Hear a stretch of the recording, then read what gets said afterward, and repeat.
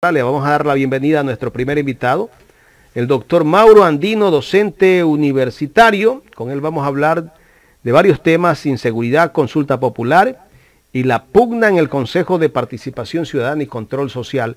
¿Cómo está, doctor Andino? Buenos días, gracias por acompañarnos. Bienvenido. Muy buenos días, estimado Jaime, qué gusto poder saludarle, igual a Carlita, gracias por la invitación y por supuesto un saludo a toda la audiencia, a las órdenes. Doctor Andino, no sé si usted escuchó parte del comentario o vio la nota, que no una nota, es parte de una entrevista que pudimos sacar de Teleamazonas, donde la entrevistaban a Karen Sichel, que es la asesora jurídica de la Presidencia de la República. En una parte ella dice que el gobierno prácticamente le está dando el golpe fatal al Consejo de Participación Ciudadana y Control Social. ¿Qué nos da a entender con este mensaje esta señorita? Había visto toda la entrevista en Teleamazonas, previamente a esta invitación que ustedes me han formulado. Creo que es importante informarle a la gente algunas cuestiones que no se dicen en los medios de comunicación tradicionales y que la doctora Sichel tampoco la menciona por obvias razones, porque ellos son los impulsores de la consulta popular y del referéndum constitucional. Algunas cuestiones como las siguientes. ¿Es verdad que se cambia el diseño, la arquitectura constitucional para trasladar la atribución, la competencia de designación de autoridades del Consejo de Participación Ciudadana y Control Social hacia la Asamblea Nacional? El esquema que ahora plantean básicamente se refiere a lo siguiente: una comisión técnica de selección que estaría conformada por 9 integrantes, 5 representantes de las 5 funciones del Estado, 4 representantes que provendrían, 2 de la ciudadanía y 2 de las universidades y escuelas politécnicas del país. Esos 9 integrantes serían designados por los asambleístas nacionales. Ojo, no por los asambleístas provinciales, del exterior o de los circuitos o circunscripciones distritales de Guayas, Pichincha, Quito o Manabí, solo por los asambleístas nacionales. Una vez que se conforma esta comisión técnica de selección, ellos califican a los postulantes o a aquellos que se candidaticen para ser contralor, fiscal, miembros del Consejo Nacional Electoral, Defensoría del Pueblo, Defensoría Pública, etc. Esta comisión técnica de selección, una vez que califica, hace un informe con los mejores puntuados. En determinadas autoridades envía unas ternas, en otras envía lista de 9 candidatos cuando es del CNE, cuando es del Tribunal Contencioso Electoral, y de estos informes el Pleno de la Asamblea Nacional con mayoría absoluta designa a cada una de estas autoridades. Este es, digamos, el esquema básico, porque hay ciertas diferencias, por ejemplo, para el tema de procurador y superintendencias, para el tema del Consejo de la Judicatura, pero este, digamos, que es el esquema básico para resumir la propuesta del Ejecutivo. Pero ¿cuál es el problema? ¿Dónde está la letra chiquita del contrato? Lo que la doctora Sichel ni el gobierno nacional le dicen a la opinión pública. Ponen unas disposiciones transitorias y una disposición general única en los anexos, es decir, en la documentación que se acompaña a la pregunta, porque la gente tiene que saber que en la papeleta no únicamente va la pregunta que usted le va a responder sí o no, sino que van los anexos, es decir, los textos, las normas, las disposiciones jurídicas alternativas que está planteando el gobierno se incorporen y se agreguen a la Constitución. ¿Eso va en la papeleta? Lo que actualmente está vigente. ¿Perdón, Jaime? ¿Los anexos van en la papeleta? Los anexos tienen que acompañarse porque se supone que usted debe leer. Doctor, pregunto, ¿y la gente tendrá tiempo para revisar esos anexos? Justamente eso le iba a decir, aunque en ese instante evidentemente nadie se va a poner a leer, pero se supone que el voto tiene que ser razonado, reflexivo, deliberado en su fuero interno y que se tiene que garantizar la información necesaria para que usted pueda tomar la decisión pertinente. Sí, ahora, además está decir que por sentido común se sobreentendería que la gente antes de acudir a las urnas ya llega con una posición informada sobre cada una de las interrogantes. Pero a lo que quería ir, lo de fondo, ¿qué es lo que no le cuentan a la opinión pública? Que en los anexos acompañan e incluyen 2 disposiciones transitorias y una disposición general única. Empiezo por esta disposición general única. Ahí se señala que de ganar el sí en la consulta, automáticamente, subrayo esto, automáticamente todos los concursos públicos de oposición y méritos que está llevando a cabo en la actualidad el Consejo de Participación Ciudadana y Control Social se quedan sin efecto. Es decir, se suspenden todos los concursos de ganar el sí en la consulta popular. Disposición general única de los anexos. Y en las dos disposiciones transitorias, escúcheme bien, Jaime, lo que ponen. En la primera disposición transitoria ponen que el presidente de la República, en un plazo de 180 días, enviará los proyectos de ley que permitan viabilizar el contenido de estas enmiendas, que permitan operativizar 180 días para enviar los proyectos de ley, es decir, 6 meses. Luego, en la otra disposición transitoria señala que la Asamblea tendrá 365 días, es decir, un año para aprobar esos proyectos de ley que a su vez permitan viabilizar el contenido de estas enmiendas, sin perjuicio de que la propia Asamblea puede tener una prórroga de 90 días más, es decir, de 3 meses adicionales, un año, 3 meses, para poder aprobar estas leyes que viabilicen, reitero, el contenido de estas enmiendas. Y al final se mandan la perla, la joya de la corona. Ponen que mientras no se aprueben estas leyes que permitan operativizar el contenido de esta enmienda, no se podrá desarrollar ningún concurso público de oposición y méritos para designar a las autoridades de control y que las actuales se quedarán prorrogadas en sus cargos. Vaya sumando, 6 meses del presidente para enviar sus proyectos de ley, hasta un año, 3 meses la Asamblea para aprobar esos proyectos de ley. Estamos hablando de año, 9 meses. Mientras no se aprueben los proyectos de ley en ese tiempo, no se desarrolla ningún concurso y se prorrogan en sus cargos el actual Contralor, los actuales miembros del Consejo Nacional Electoral, del Tribunal Contencioso Electoral y las demás autoridades que tengan que elegirse durante ese periodo de tiempo. Hasta tanto, probablemente, el periodo del presidente Lasso ya esté llegando a su fin, habrá tenido las autoridades de control que actualmente están en sus cargos, se habrán protegido las espaldas y habrán logrado llevarnos a un escenario de una transitocracia permanente, que es lo que busca. Doctor Andino, muy buenos días. Esto significa que básicamente tenemos dos opciones. En el supuesto no consentido, que hay esta dilatación, como usted lo manifiesta, sería para mantenerse las actuales autoridades que están. Y en la otra arista, la designación a través de la Asamblea. Entonces tengo dos preguntas para usted. ¿Qué tan conveniente para el gobierno, sabiendo que no tiene mayoría en la Asamblea, es que este órgano sea quien designa autoridades? Uno. Y la segunda pregunta es, ¿cuál sería el fin, al final de todo esto, de quitarle esta competencia al Consejo de Participación Ciudadana? Dejarla sin competencia, sin contenido, dejarla sin piso para en algún momento desaparecerla. ¿Cuál sería el escenario en estas dos aristas? Carla, lo que hay que tener claro es que en el fondo el gobierno lo que busca no es que la actual Asamblea designe a las autoridades. Lo que están buscando es que sea una próxima legislatura, muy probablemente a partir del año 2025 y con otra correlación de fuerzas políticas, la que designe las autoridades de control y a los miembros de los órganos colegiados. ¿Por qué?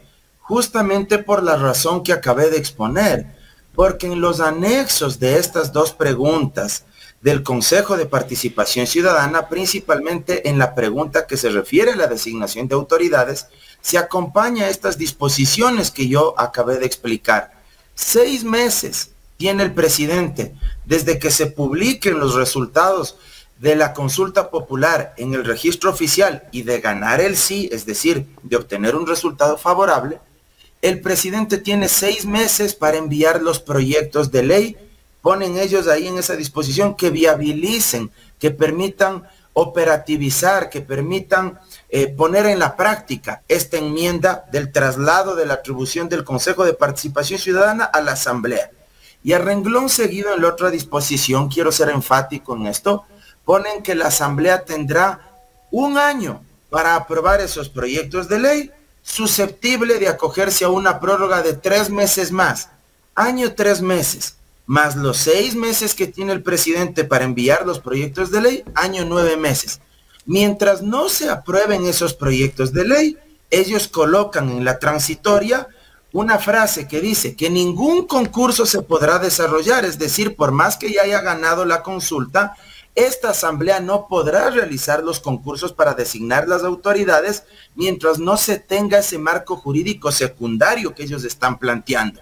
Si es que asumimos que se demoran todo este tiempo de año 9 meses y llegan al límite, porque además no es que exista una mayoría claramente consolidada en la actualidad, hasta que se cumpla este tiempo del año 9 meses, esta asamblea ya se estará yendo a su casa. Y por eso colocan esa última frase que indica que mientras no se aprueben estos proyectos de ley, las actuales autoridades quedarán prorrogadas en sus cargos, en sus funciones. Entonces, esta es la letra pequeña del contrato. Aquí doctor, aquí están las líneas en resumidas cuentas, para que quieren meterse. En resumidas cuentas, para que el pueblo y la ciudadanía lo entienda, los tiempos no dan. Los tiempos no van a dar y nos van a meter gato por liebre en esta consulta popular, y así el gobierno va a mantener aún a las autoridades de las entidades fundamentales que tienen que ver con este país en sus puestos, en sus cargos. Absolutamente, porque si es que ellos quisieran que efectivamente la asamblea, a la que tanto han denostado, a la que tanto han criticado, de hecho están planteando en otra pregunta reducir el número de asambleístas porque saben que lamentablemente, también hay que decirlo, la asamblea no ha dado la talla, siguen cometiendo errores, se siguen peleando entre ellos y eso abona a deslegitimar al órgano legislativo y amplifica el rechazo que la gente siente hacia la asamblea. Entonces, ellos plantean también una pregunta que es muy seductora. Vamos a reducir el número de asambleístas, dicen, y con eso vamos a tener al siguiente día, pues, lumbreras, brillantes, unos expertos en derecho parlamentario, derecho constitucional, unos PhDs en ética pública y con una cultura democrática maravillosa. Ese es, digamos, el razonamiento tan precario que ellos tienen, pero a la vez tan demagógico, tan populista para seducir a la gente. Pero a esa asamblea, a la que quieren reducirle el número de representantes, es a la que quieren entregarle la facultad para designar autoridades de control, pero por debajo incorporan estas disposiciones que yo he intentado explicar aquí. ¿Para qué? Para ralentizar, para demorar el proceso, para estancarlo, paralizarlo si usted quiere. Y durante todo este tiempo que tendrían ellos, año, 9 meses, que esta asamblea no sea la que designe autoridades, hasta tanto ya estaremos entrando en el nuevo periodo de elecciones para el 2025 y que sea ese nuevo parlamento quien las designe, porque a su vez en los anexos, mucho ojo con esto Carla y Jaime, no ponen pues ninguna sanción o efecto jurídico o consecuencia jurídica en caso primero de que el presidente no envíe los proyectos de ley dentro del plazo de 180 días. Y tampoco ponen ninguna consecuencia jurídica en caso de que la asamblea no apruebe esos proyectos de ley que permitirían viabilizar la aplicación de la enmienda en el año 3 meses que la transitoria le da. Entonces, al no existir ninguna consecuencia, también podría suceder que simple y sencillamente no se apruebe o no se envíe los proyectos de ley dentro de los plazos que ellos han señalado en los anexos. Doctor Andino, la joya de la corona de todo lo que es esta consulta popular es el tema de participación ciudadana. Eso es lo que más le interesa a este gobierno, al parecer, ¿no? Estoy absolutamente de acuerdo, porque en el fondo los otros temas ellos saben que son seductores, que enganchan, que convencen a la opinión pública. Y hay dos preguntas por las cuales ellos apelaron para tratar de moldear a la opinión pública. La primera, que ya mencioné, reducir el número de asambleístas, como si con eso se va a mejorar la calidad de la representación política, en vez de atacar a los problemas estructurales del sistema de partidos. Por ejemplo, cómo se deciden los candidatos dentro de las organizaciones políticas. ¿En verdad se lo hace a través de procesos democráticos, en verdad tenemos primarias libres, universales, con la militancia, con los adherentes permanentes, con los afiliados de esas organizaciones políticas, o tenemos primarias ficticias donde se escogen únicamente a los amigos, a los familiares, a los allegados, a la cúpula partidaria o al caudillo de turno. Esos son los problemas de fondo. ¿Cómo logramos que los equipos de asesores, de técnicos que rodean a los legisladores, ellos sí deben tener ciertos requisitos técnicos profesionales en función de la comisión especializada permanente a la que es designado el legislador? Esas son cuestiones de fondo que aquí no se tratan. ¿Cómo evitamos el transfugismo político? Es decir, los famosos camisetazos. ¿Qué sanciones se imponen a aquel legislador que llega por una bancada, por una organización política y a los 8 días ya se va con el gobierno porque le ofrecieron algo? Esas son las cuestiones que debemos reformar en nuestro sistema electoral. Analizar el método de adjudicación de escaños para evitar la dispersión, la atomización en el Parlamento y darle mayores niveles de gobernabilidad a nuestro sistema político. Pero esa es una pregunta que ellos saben, reitero, de plano, a la opinión pública le engancha. Reducir asambleístas como si esa fuera la salida. Y la otra, por supuesto, el tema de la extradición. Yo en lo personal no tengo ningún problema que vayan a extraditar a los grandes líderes del crimen transnacional, del crimen organizado. Pero también es un reconocimiento tácito del gobierno al decir que quiere extraditar a esos criminales porque nuestro sistema de justicia está absolutamente podrido. Ese es un reconocimiento que subyace debajo de esta pregunta. Por eso yo invito a los servidores judiciales y a los operadores de justicia para que también muestren su posición al respecto, sin asumir nadie dice nada política o ideológica. Pero sí deberían ellos decir que no todos, pues, los operadores de justicia son pillos o corruptos. Yo entiendo que hay malos operadores de justicia, pero también hay de los otros, pues, buenos, honestos, trabajadores. Y este tema de la extradición, que repito, yo en lo personal no tengo ningún problema que extraditen a Estados Unidos o al país que quieran a estos grandes criminales, pero es reconocer implícitamente, explícitamente, que nuestro sistema de justicia ha fracasado y que somos incapaces de ejercer la Constitución y las leyes de la República para sancionar a los responsables de esos delitos. Y esa es otra pregunta que también, por supuesto, seduce a la gente, pero más temprano que tarde. Aunque ganen en esa pregunta, se darán con la piedra en la boca. ¿Sabe por qué, Jaime? Porque le están mintiendo a la gente al decirle que con la extradición, poco más al siguiente día de eso, ya no va a haber tasas de criminalidad, de homicidios, de asesinatos, de asaltos, de atentados en nuestro país. Y más temprano que tarde, la gente se dará cuenta que eso fue un embuste, porque ningún criminal de las bandas transnacionales va con el Código Orgánico Integral Penal o con la Constitución bajo el brazo a delinquir. Ninguno de esos criminales, cuando vaya a seguir ejecutando sus actos ilícitos, va a decir: oye, ya no cometamos esta infracción porque ahora se ha implementado la extradición y me van a llevar a Estados Unidos. ¿Sabes qué? Démonos nomás la vuelta, cambiemos nomás el giro de negocio, entre comillas. Ninguno de esos grandes criminales actúa de esa manera, porque si la extradición fuera la solución, cierro con esto, ni México ni Colombia seguirían viviendo lo que actualmente atraviesan. Colombia es el máximo productor de cocaína en el mundo y ambos países tienen la extradición. En México le extraditaron al Chapo Guzmán a Estados Unidos. Se ha acabado el narcotráfico, se ha acabado el enfrentamiento entre las bandas criminales, el crimen transnacional, de ninguna manera. Doctor Andino, justamente usted hablaba de los operadores de justicia y quisiera que me aclare muchas dudas, ¿no? Como conocedor del derecho, ¿no? Y que probablemente algunas personas ciudadanas, igual que yo, que no, como siempre digo yo, ¿no? No hemos hecho ni el primer semestre de Derecho, de pronto desconocemos. La pregunta dice: ¿está usted de acuerdo con garantizar la autonomía de la Fiscalía General del Estado? Hago énfasis en la Fiscalía porque ha sido o es muy cuestionada en muchos casos por la ciudadanía, ¿no? Por la lentitud de los procesos, por la mala aplicación de la norma, ¿no? En el momento de formulación de cargos, etcétera, etcétera. Para que ésta seleccione, evalúe, ascienda, capacite y sancione a los servidores que la conforman a través de un consejo fiscal. Entonces, se conforma un consejo fiscal. ¿Quiénes conformarían ese consejo fiscal? ¿Quiénes estarían en la autoridad de decir, Hacienda, señor, usted deja de ser secretario para ser fiscal? Me estoy inventando, me corrigen, ¿no? Si estoy...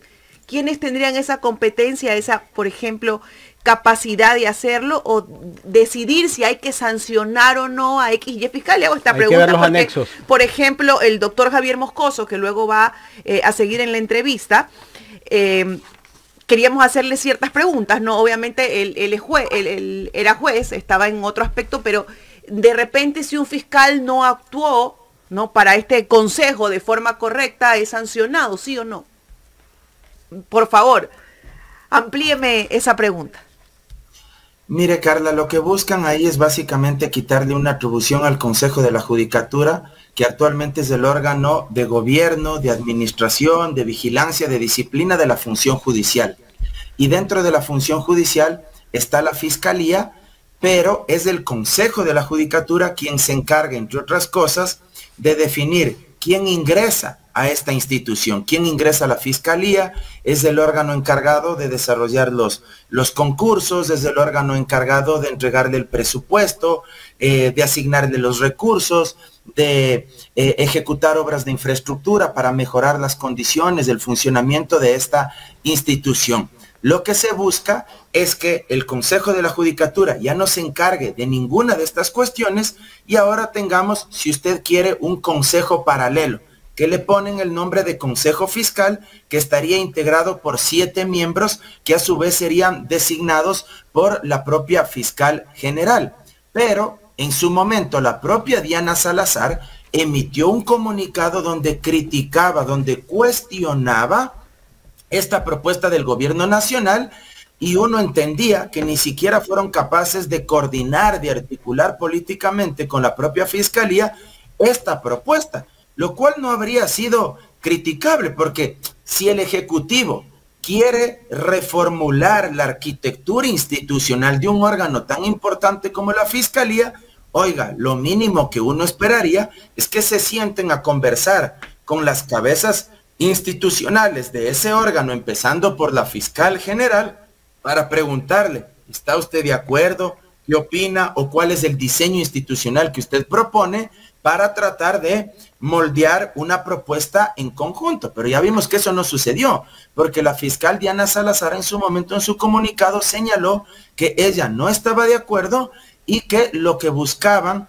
era tener verdadera autonomía, sobre todo económica. Es decir, no depender en la actualidad como se depende tanto del Consejo de la Judicatura como de las transferencias que necesitan del Ministerio de Economía y Finanzas. Muy probablemente lo que quiera tal vez Fiscalía es tener ya una especie, si usted quiere, estoy ahí tratando de lanzar una hipótesis, tal vez una especie de preasignación o un rubro permanente que sea destinado ya específicamente a Fiscalía para que ellos no estén dependiendo año a año del diseño presupuestario que se hace desde el Ejecutivo, pero eso también implicaría, por supuesto, una modificación a la Constitución. Y sobre todo lo que buscan es que nadie por fuera de la Fiscalía intervenga en la evaluación de los fiscales, en el ingreso de los mismos, si es que hay vacantes, si es que hay que convocar a concursos, si es que hay que hacer inversiones en obras de infraestructura, que todo esto dependa de la planificación y de la ejecución de la propia autoridad, en este caso de la Fiscal General del Estado. Esto significa que básicamente este tipo de decisiones importantes para el funcionamiento de la Fiscalía estaría encabezado o dándosele todas las competencias a la Fiscal General. Básicamente podríamos de leer alguna eso manera con un consejo. Con este Consejo Fiscal. Con este Consejo Fiscal. ¿Aportaría eso al Consejo de la Judicatura? ¿Quitarle de pronto ciertas competencias o simplemente lo liberaría de pronto? A ver, cuando usted va de alguna manera parcelando ciertas competencias, ciertas atribuciones, innegablemente eso es restarle poder a esa institución.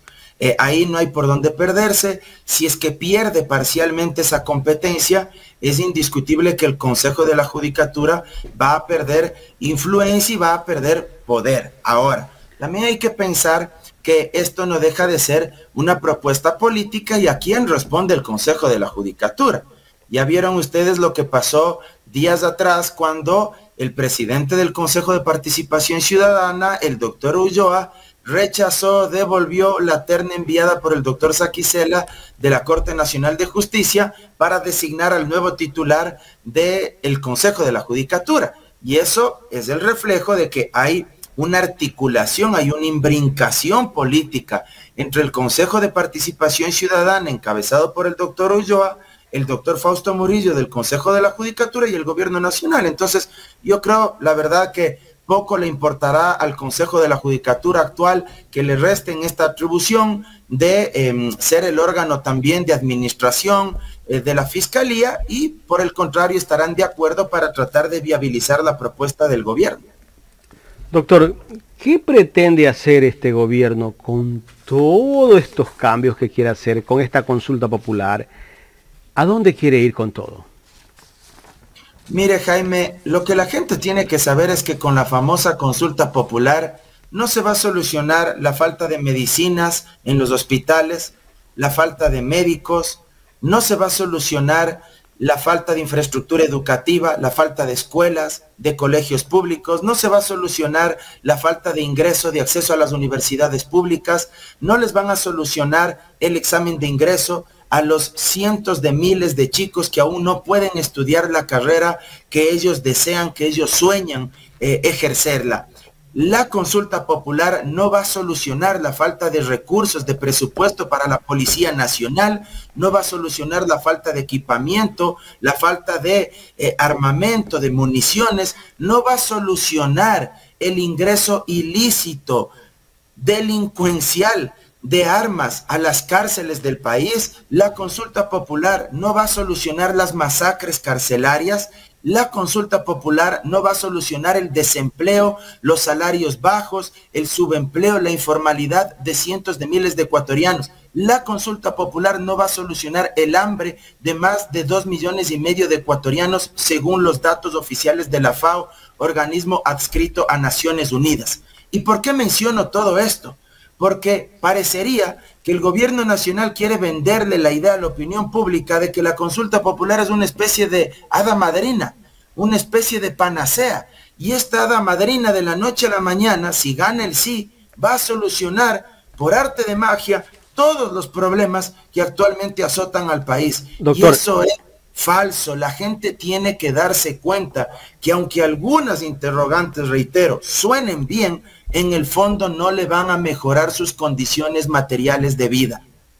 Claro, esas son las preguntas inductivas. Pero el doctor vende esa idea a la gente, ¿no? Y ya empezó una campaña en redes sociales. No sé si ya está autorizado por el Consejo Nacional Electoral, que comienza a hacerse campaña en las redes. Hay voceros también que tiene el gobierno que indirectamente se han dedicado a promocionar el sí por esta consulta popular. O sea, nos intentan vender de que con esto de la consulta popular el país va a cambiar. Un poco más como que nos quieren dar a entender, como lo hacían en campaña, que si ganaba Lazo, Ecuador se iba a convertir en Dubái. Pero no somos Dubái, pues, somos Sinaloa. Mire, Jaime, un tema que usted acaba de mencionar es muy importante. La campaña anticipada es sancionada como una infracción electoral y puede ser susceptible de una multa económica, pero también de la suspensión de los derechos políticos por parte del Tribunal Contencioso Electoral. Efectivamente, ya hemos visto a través de redes sociales la amplia difusión de videos, de infografías, donde se está haciendo campaña a favor del sí. También hay que decirle a la opinión pública, a las organizaciones sociales y políticas del Ecuador, que tienen pleno derecho para registrarse ante el Consejo Nacional Electoral una vez que ya se haga la convocatoria a las elecciones de la consulta popular. Tienen el pleno derecho para registrarse ante el CNE como organizaciones que postulen a favor del sí o que postulen a favor del no en esta consulta popular. Y con este registro podrán acceder también a determinadas franjas publicitarias para poder exteriorizar, expresar sus argumentos en los medios de comunicación a través del Fondo de Promoción Electoral que tendrá que destinar el CNE para este efecto. Y por supuesto, al estar registrados, tendrán pleno derecho también para hacer campaña electoral por cualquiera de las dos posiciones que ellos aspiren.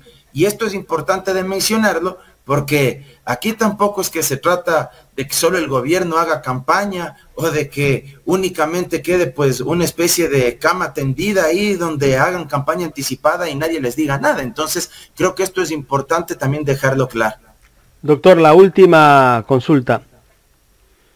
¿Usted cree que el gobierno tiene el músculo político para que pueda ganar esta consulta popular, aunque tiene preguntas inductivas que de alguna manera va a mucha gente a votar por el sí, pero hay que ver si votan en todas las preguntas por el sí?